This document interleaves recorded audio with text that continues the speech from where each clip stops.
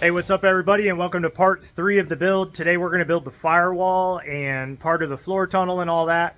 So stay tuned, check it out, little cardboard aided design. And I just want to say thanks for everybody who's been watching, all the comments, all the good stuff. I do appreciate that. And you know, it really helps when you guys subscribe and you like and you comment and do all that. It really helps. So I do appreciate it. I want to say thanks again, guys, and I hope you like the video. Well, I've got a bunch of lights set up, so hopefully we get some pretty good footage here. I'm gonna lay out all of this here with cardboard, and then I think what I'm gonna do is take those individual pieces, separate them out, and make them out of metal, and we'll come back through and either bend the pieces and weld them, or we'll figure that out as we go here.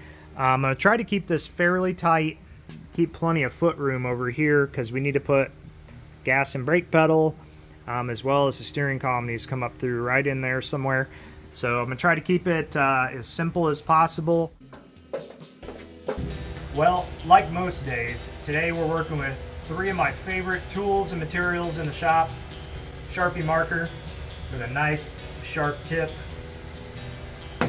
The old cardboard because it works for almost everything. And a razor blade. I find with like these 3 things, you can pretty much prototype about anything. So let's get to it.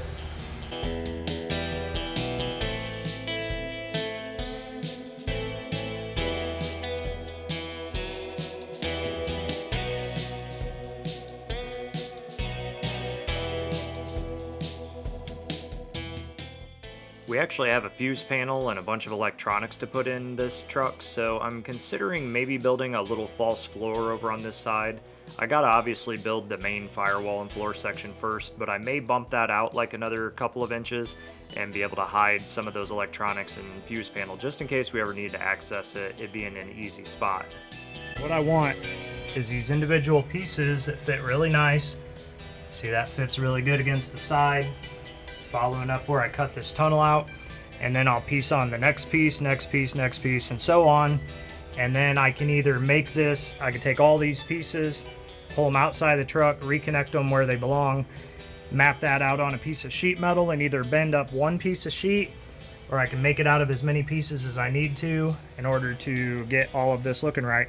But making it out of cardboard first, piece by piece, really makes it easier. I can stand back and look at it, make sure I like it, make sure everything fits nice, and then I just have to copy those pieces of cardboard. Looks like I can just copy that one. All the measurements are the same, so I'm gonna pull that one out, copy it out, just be done with that. I need to find me a cardboard box sponsor, so if you're a cardboard company and you want to see me build some really cool stuff with cardboard, send it my way.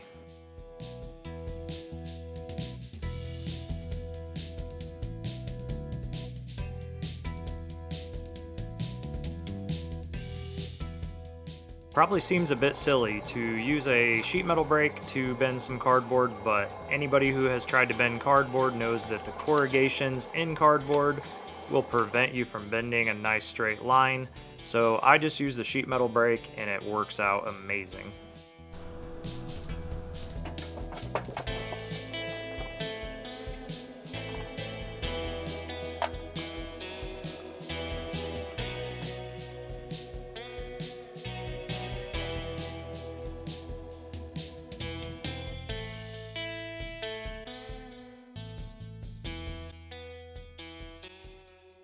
So these sides are actually pretty similar, but I needed a tiny bit more width, so I added on that little strip to the right on the driver's side. If you want to do something that'll wear you out and make you pretty sore the next day, I definitely recommend this exercise.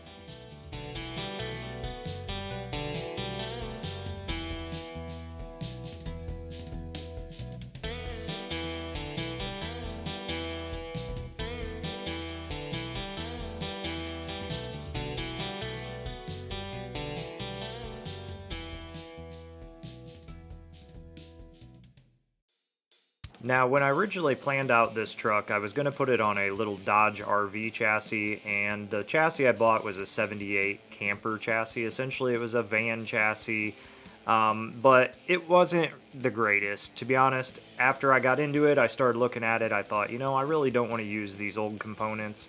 And so I ended up picking up this Chevy one, but the difference is that that engine sat back just a little bit further, so there's space that I need to fill. I didn't want to change out the entire floor since most of it was new, so I'm just going to make a couple pieces to add in there. I could have made the engine cover a little bit bigger to cover this gap, but I thought, why not keep the foot room?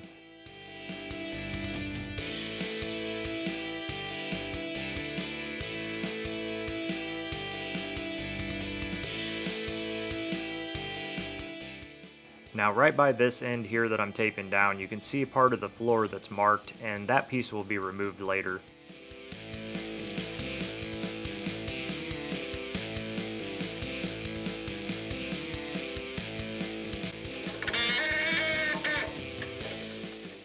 The original steering column bracket was still in the truck, and so I needed to get it out of the way. It's actually a pretty big piece, and I needed to be able to weld behind it, so I'm going ahead and taking that out.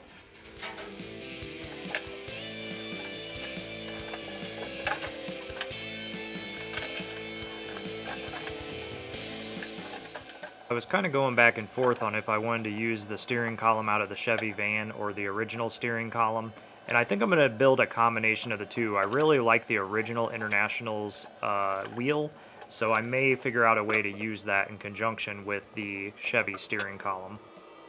Alright, well, I've got the front of the firewall finished up, as you can see, and it looks pretty good. So I wanted to show you, I put these little alignment marks, the line with the circle, and that is so when I disassemble this thing, I can put it back together. Wherever there's a junction, you know, where this piece meets this, I've drawn a line, and then underneath there I've drawn this little, you know, marks that are just alignment points. And I put a little circle at the top so that I know it's an alignment point, not just some random marker mark. But that should make it pretty easy when I pull this out of here to lay it flat and get this put onto a sheet of sheet metal, and then I can bend the two bends with a brake and get everything where it needs to be welded in. Well, after going back and forth with this in my head, I've decided I'm going to build this out of sheet metal, then I'm going to build that. That way I make sure all this is nice and where it goes, and then this piece will fit nice when I build it to that. I may just tack weld this panel in, and that way I don't have to take the cab off until, you know, I just check everything. So maybe I'll just tack weld that in place, then pull the cab, weld all that final. I think that's probably the easiest, best solution. I do want to check these angles real quick, so I'm going to get something to measure the angle. That way I know what to bend this and this at once I get it over to the brake. So I've got one of these digital angle gauges, and essentially all you have to do is tilt it, and it'll tell you what measurement is. And you can zero off of something else. So say this floor isn't 100% straight. It's also got a magnet. I can zero this. I'm supposed to be able to zero it. Let's try this again. And now I can check this. That supposedly is a 49-degree bend, and that one is showing 89 degrees. So it's about 90 from this. So I'm going to go from 0 to a 49 degree back to a full 90. So 49 and 90. Put this on there, 49, and this is 90 from this.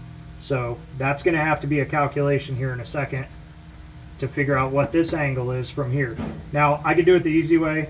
Just put this back up here, zero this out, and then I can come here, and I'm just going to make these the same. I don't know if they're exact, but they'll be close enough.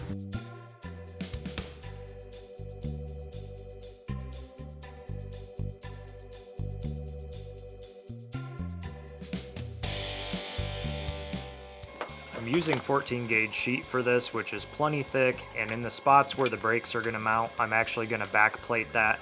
So it should be very strong and very sturdy and not do any tin canning or anything weird.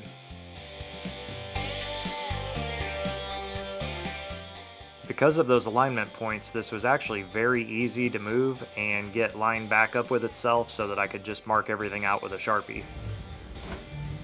Well, it's true, 14 gauge sheet metal is about the max capacity for this shear, so I need a little help to get through this piece.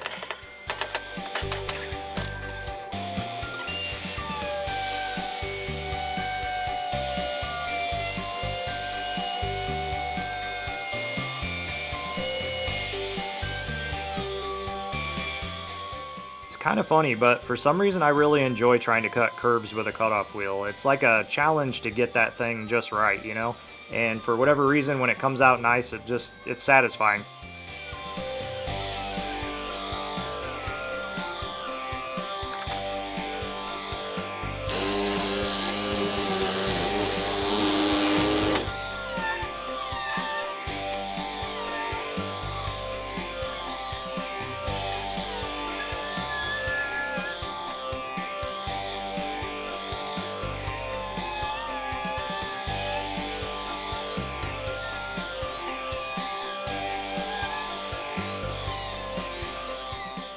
I'm just now learning to use this new cordless shear that I got, and it works pretty good. This is right at capacity for this little shear as well, but it did cut the 14 gauge pretty good.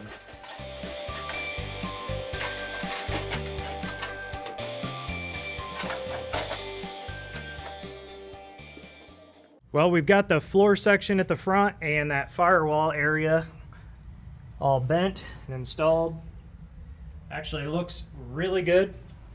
I put a couple of clecos. You see there's one here, and there's one up there, and another one. And then I'm gonna come back through with a mark where the firewall needs cut out, and then I'm just gonna cut a little bit off that line and get this thing tacked in place, and that'll take, essentially the metal from the other side will disappear, and we'll have a nice clean seam line.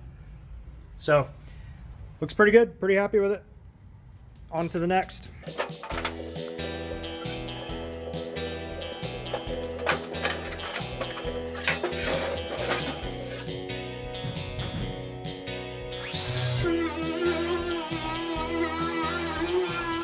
I probably had this firewall sheet in and out of here 10 or so times. I just wanted to make sure everything was right and everything was in the right spot before I cut the hole.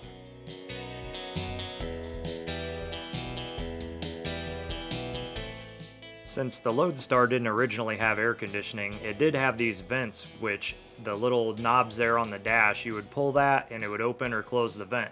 And those vents were rusted out, but they were also full of mouse nests. So what I was doing there was cutting those vents out, and in the process, it was pretty dirty.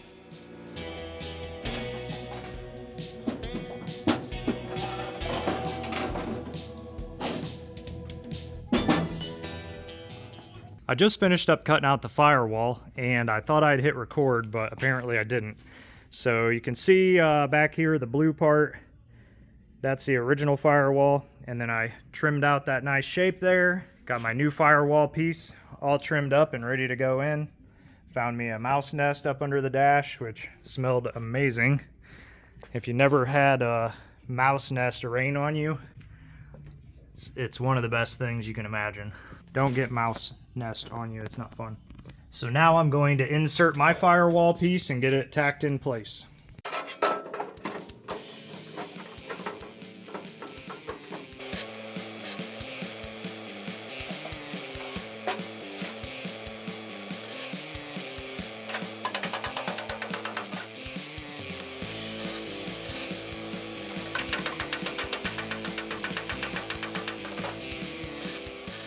Using the hammer in conjunction with the spot welds allows me to form this piece of metal right down to the floor and that original firewall area. Some of it wasn't 100% flat, but a few taps with the hammer while it's still hot and it forms right down to where you want it.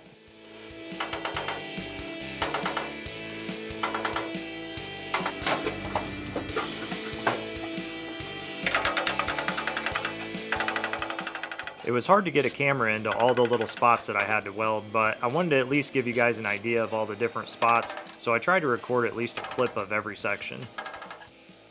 And on the subject of showing you guys what I'm doing, I actually talked to quite a few people online after the first and second video went out, and a lot of people were asking me questions about the modifications to the van chassis and what we had to do. And I'm going to post a follow-up video to answer a bunch of questions, and I'll release that here in the next week or so.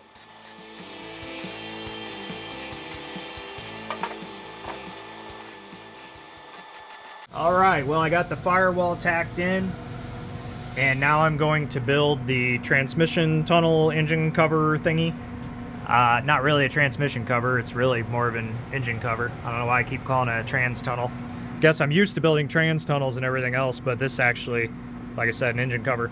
But anyway, I've got everything tacked in to where it's nice and solid. It's not going to go anywhere.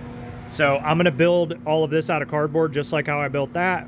And then I can come back through, take this cab back off, get all this welded solid, you know, and finish up all that stuff. But I didn't want to lift the cab off until I had to.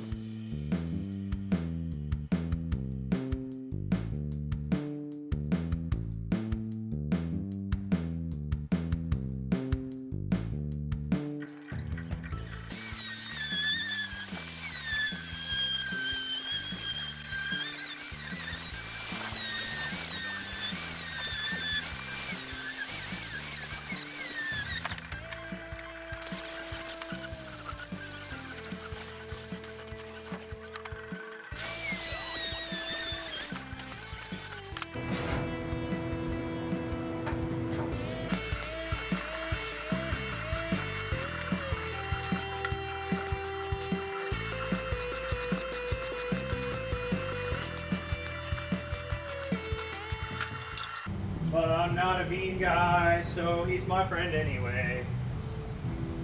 Even though he says mean things to me all day. Tries to hurt my feelings. If it's something bad, I don't want to know.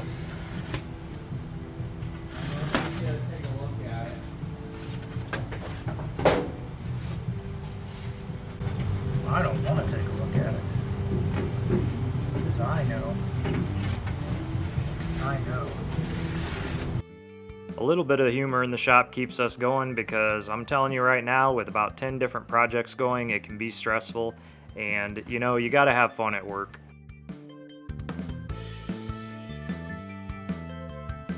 You still need me? I forgot.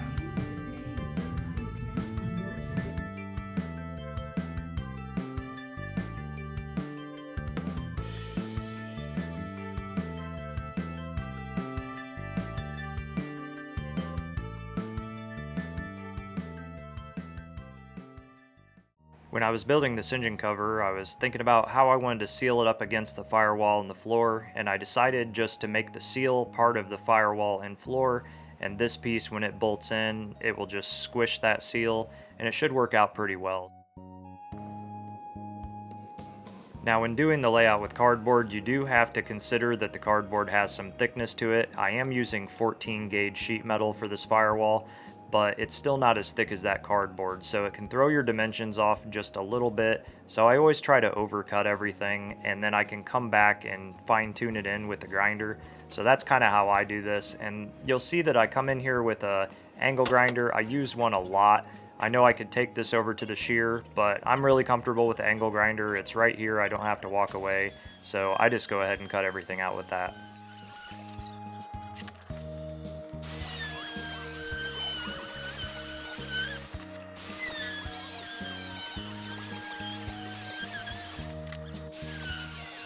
It's kind of funny, whenever I'm using an angle grinder, the smell of that thing reminds me of two things. It reminds me of the very first shop that I ever worked in, just because that was when I got introduced to the smell of an angle grinder, but it also reminds me of driving through the mountains and smelling trucks that have used their brakes too much.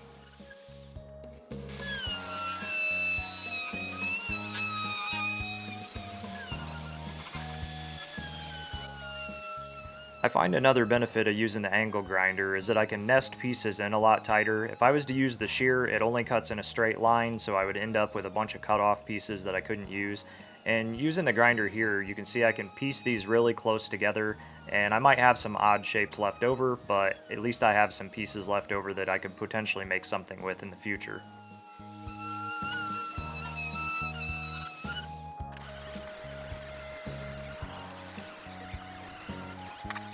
Another tool I use a ton in the shop is this angle grinder. It's a cordless one, you know, it's battery operated. It runs quite a while on a charge, but I can just throw a flap wheel on it, and that way if I need to grind something, you know, outside or moving around the shop with it, I don't have to haul a cord around. Alright, now I'm just going to throw a little bit of blue tape down, get these things where they belong, make sure the gaps are somewhat close to what I want, Now, like I said, I will be moving this up and back a little bit because there will be a 1/2-inch seal all the way around that. So there will be some gaps when you see the actual visual of it here, but once it gets moved up and it gets scooted back from that seal, there won't be any gaps. I'll tell you, I can already hear everybody saying, "What is going on over here?" And since I don't want to bore you with a million spot welds, I'm just going to speed this up for you.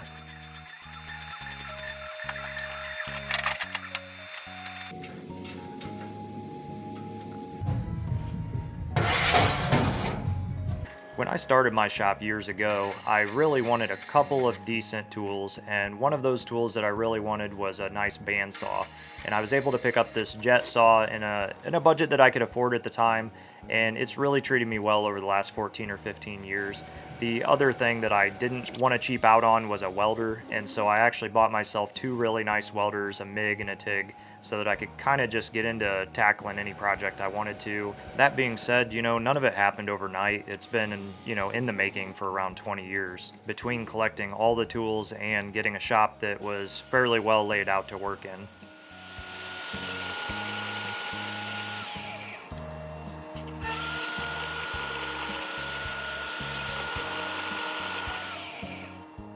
So what I'm making now is a set of weld-on brackets that will bolt that engine cover to the firewall. So just shape those up into some kind of shape that I like, and I'm gonna get them tack welded on here, putting in that little space for the seal. And then I'm gonna test fit this, mark it with a marker, then I can drill the holes through the firewall, weld a nut on the back side, and voila. I also needed some kind of way to hold the front down, so this will be a little piece that I'm gonna weld down, and that front piece of angle that I welded onto the engine cover will just slip under this, and it won't need any kind of fastener.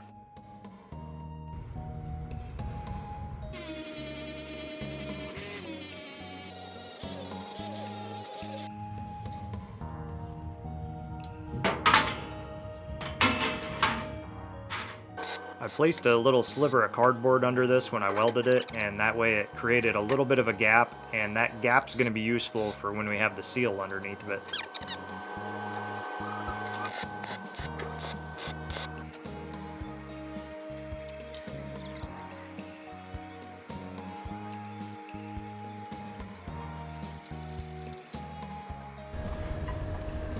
Well, everything's tack welded in position, so now I'm just going to lift the cab off for probably the last time and get everything welded up, and then we can put her back on. Roger's going to do a little maintenance on the engine while we're doing that, so should be good to go.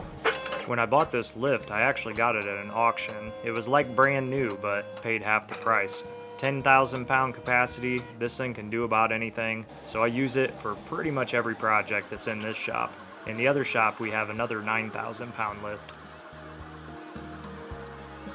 All right, Roger's working on replacing the water pump on this bad boy. Kind of a preventative measure since they're kind of hard to do after they're in. Figured we go ahead and get it swapped out. So he's got a new one, new thermostat, new water pump, and we changed out a couple of the pulleys and the belts too, just to, like I said, get it ready to install and not have to worry about it later.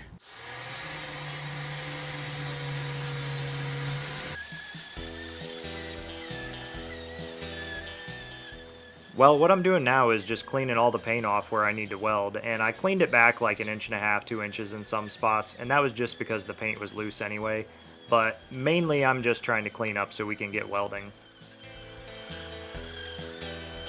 Getting everything cleaned up so we can weld these 2 panels together. Then we'll grind these back, make them smooth, make it look nice.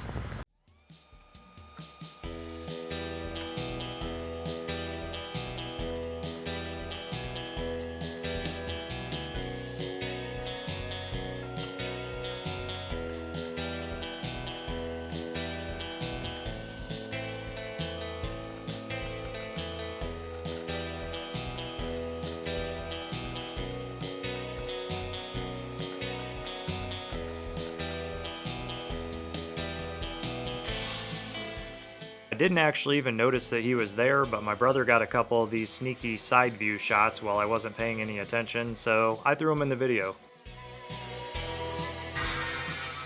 I'm not trying to make this perfect by any means, as this is supposed to be kind of our little shop truck project. And as I said before, the point isn't really for it to be perfect, the point is for it to be fun and for it to be done. Pretty much buttoned up. I gotta finish welding the inside of that flange, finish welding up just the seams on this. The firewall is in, and I am pretty happy with it. Now we just need to get the brakes through there and the gas pedal and yeah, and the steering. I'll be ready to rock and roll.